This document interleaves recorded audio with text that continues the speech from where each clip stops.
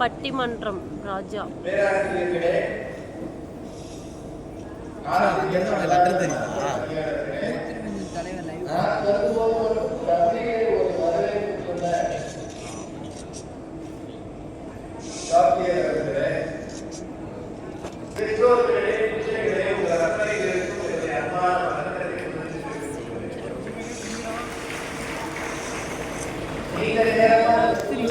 பெற்று வளர்த்துறதுக்கு இதுதான் மிச்சம்.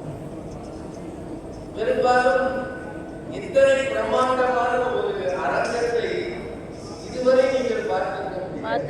பொய் சொல்றேன், பொய் பேசுறேன்.